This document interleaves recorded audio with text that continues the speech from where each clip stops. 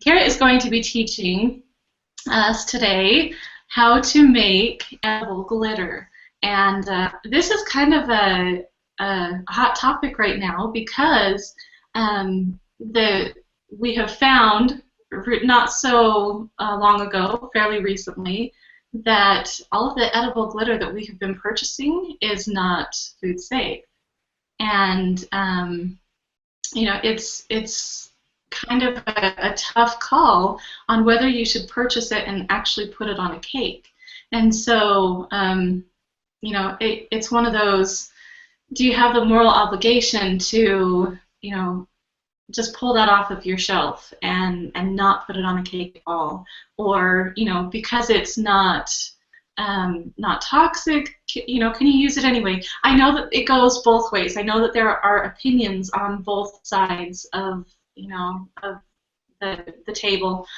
And whatever your opinion is, I guess it's your right to have your opinion.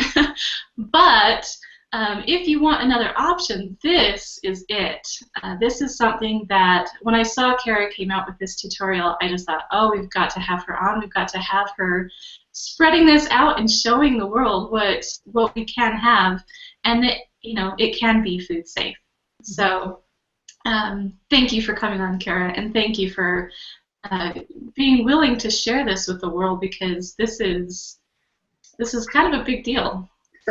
Well, thank you for having me. I truly had a lot of fun making it, and I kind of came up with it literally at the same time and unbeknownst to the two of us as Avalon Yarns from Avalon Cakes, and she released a free tutorial of her style of the method, and our methods are different with her cake made class.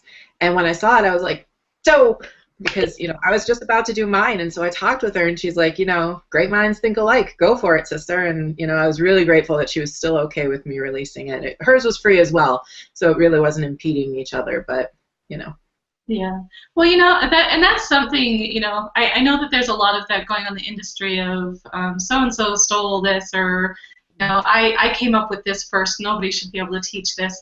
And different opinions on whether that's okay or not. Good thing to talk to Avalon. I think that's great.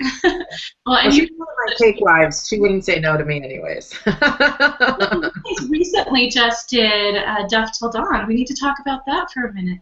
We did. We had so much fun out there. Our episode will be airing on February 26th. I believe it's 10:30 p.m. Eastern Time. The Pacific time zones seem to have kind of a different, they're not 3 hours behind us. It's usually 10:30 p.m. Pacific as well, but Central and Mountain seem to be in line with Eastern time. We went on, we competed, we had a ton of fun. That was really why we went. And it was such a great experience. It really, really was. And I think you'll enjoy seeing what we created. I know I'm excited to see it. I'm really excited about this Duff Till Dawn show. I actually didn't get a chance to see the first episode, and so I can't wait to see the replay of it. And no spoilers, promise. I can't give you spoilers because I didn't watch it. So anyway, I think what I have heard from it is that there's no drama. It's just real decorators who have real respect for each other, and you're allowed to show that. And one thing that's really lacking on previous shows was they wanted you to be against each other. They wanted you to be enemies, And when I did my show on TLC, the Ultimate Cake Off, that was several years ago, I remember they tried to get me to kind of heckle the other team and stuff. I'm like, hey, how's it going?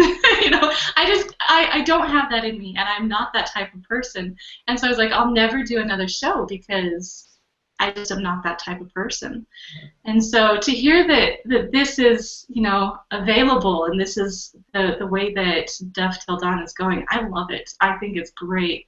It's truly good-natured, and we might jab at each other once in a while, but honest to goodness, it was all in fun, and Duff was probably our biggest instigator, but that really made it fun. But it was very good natured.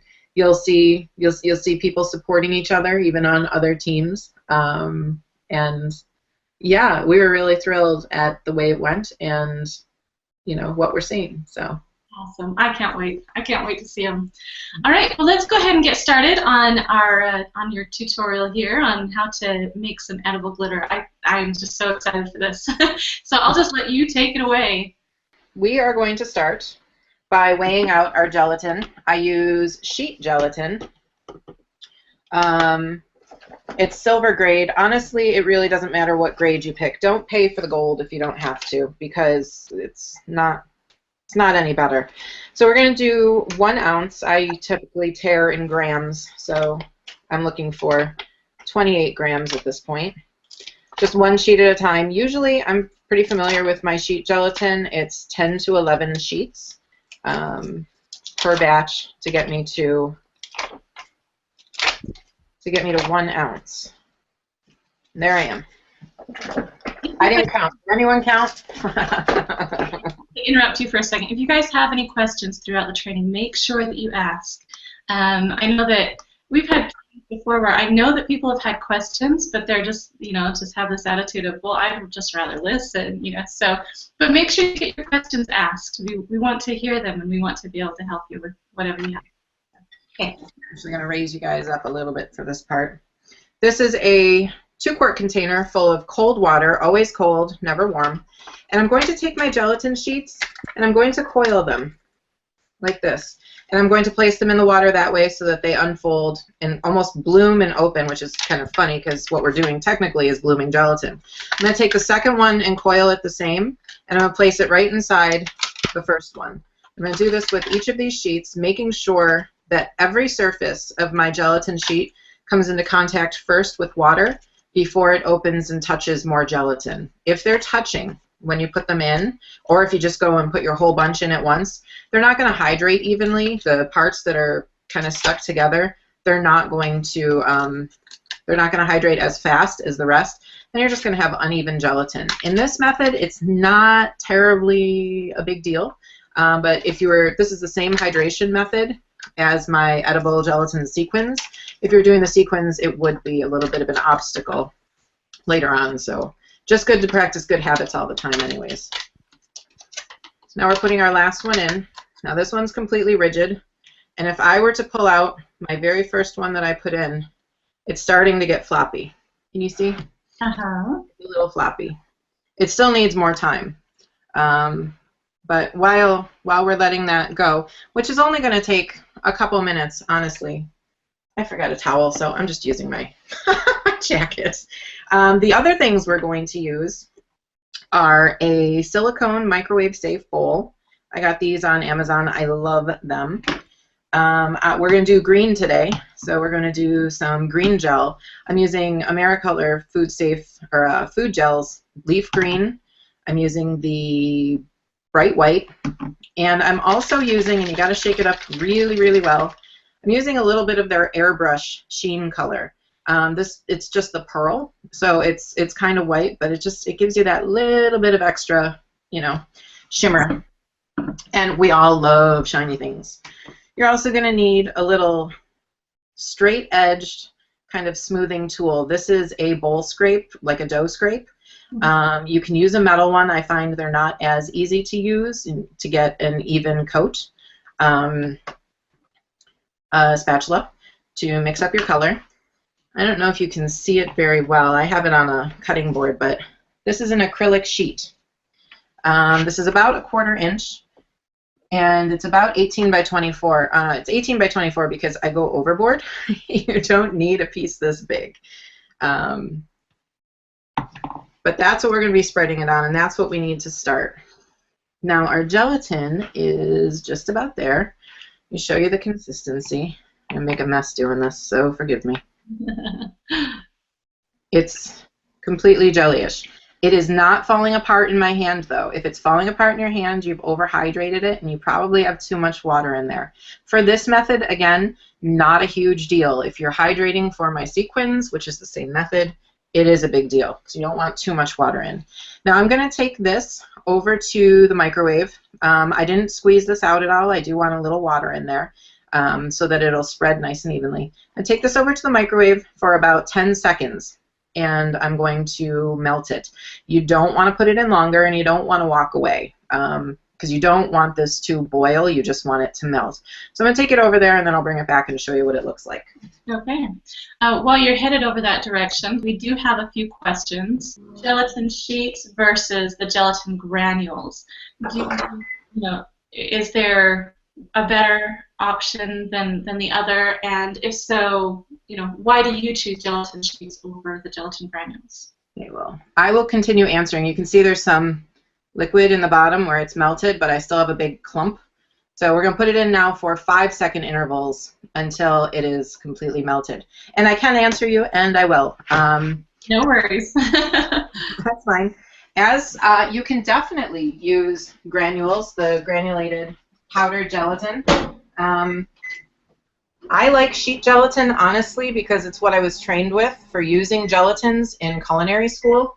And this is going to be probably the most ridiculous reason you'll ever hear. I just like squeezing them when they're wet. I love that. I have found some other benefits to using them as opposed to granules. The granules, it's hard to hydrate them gently and get them all hydrated and not have little dry patches or clumps. You typically have to use more water. And if you're looking for a mix, or you have a method that you need very little water in, you need a really high concentration of gelatin, it's much easier to do with the sheets and control. You can't necessarily measure the amount of water you have in there unless you're measuring the weight of your gelatin and then the weight of your gelatin after you've hydrated it. But you can get so little in there with the sheet that it makes more sense to me. Or at least that's how I've justified wanting to squeeze the gelatin. So. That's too cute. So basically, you think it might dry faster and just not be as clumpy. It doesn't necessarily dry faster, but it's definitely not as clumpy. Whenever I use the gelatin granules, I have to strain it with a lady's stocking. Of course, never worn, but a lady's stocking to make sure there's no clumps in there. Mm-hmm. Now we have nice liquid gelatin. Perfect. So now I'm going to add my color. Shake it up well. I'm going to add about 3 drops of my green, or 3.5, because it has a mind of its own. I'm only going to add 1 drop of white, and if you've read my tutorials, you know that I use white because you need a little bit of a backbone with your gelatin so that it's not completely transparent. You want a little something in there to reflect the light back at you. 2 drops of your sheen for a little extra sparkle. And then you're just going to stir till it's all incorporated. Very nice. Now, if by chance you overheated this and you've got bubbles along the top, take a spoon and skim them off. Otherwise, you get little foamy parts, and it doesn't grind the same, and if you're doing the sequins, it definitely causes a problem in your bottle. Okay. So now we're going to take this before it cools too much. Okay, you can see. And I'm just going to pour it and scrape it. You need to do this a little quickly, especially if you're in a cold environment or if your gelatin has begun to cool a little bit. And because as soon as it starts to cool, it's going to turn into a gelatinous clump like Jell-O. And then you're not going to be able to spread it as nicely or as thin.